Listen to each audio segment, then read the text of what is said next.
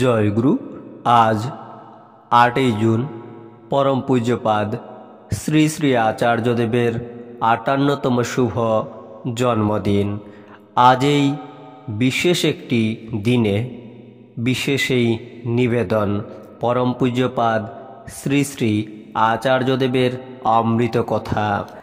পরম পূজ্যপাদ শ্রী শ্রী আচার্যদেব বলেছেন, পুরুষ মানুষের মেয়েদের সঙ্গে এমন ব্যবহার করতে হয়, সবসময় কৃতজ্ঞ থাকতে হয় এই ভেবে যে তাদের থেকেই আমাদের জন্ম।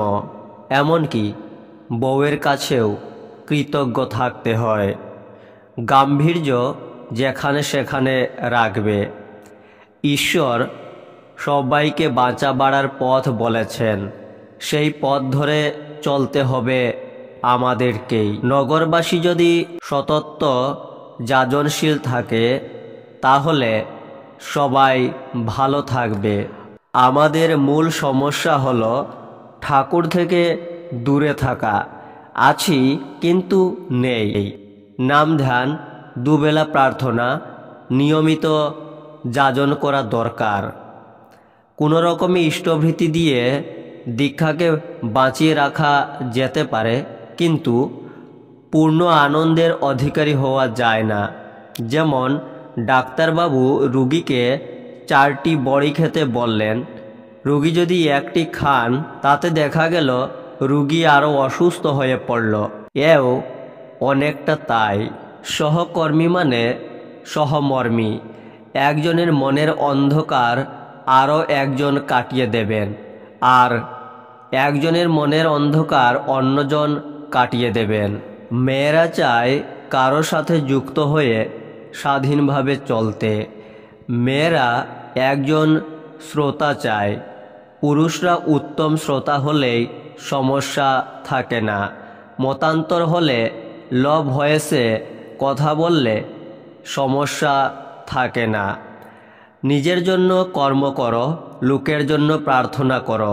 আমি কেন তোমাকে পরম দয়ালকে বলতে যাব? এটা আমার লজিক। আমি কোনো দেবতা, ঈশ্বর নয়, আমি একজন সাধারণ মানুষ, ঠাকুর নিয়ে চলি।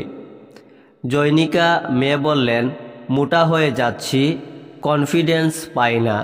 তার উত্তরে আচার্যদেব বললেন, যাজন করো, ধ্যান করো, রেগুলার হাঁটো, সবার আগে কনফিডেন্স বাড়াও। ব্যবসার বিষয়ে আচার্যদেব বললেন, পরিষেবার গুণগত মান ঠিক রাখতে হয়।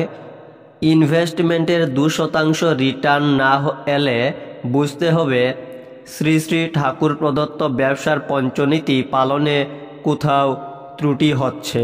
বিপদে পড়লে মানুষ ঘাবড়ে যায়। আমি বিপদে পড়লে কাজে যুক্ত হই।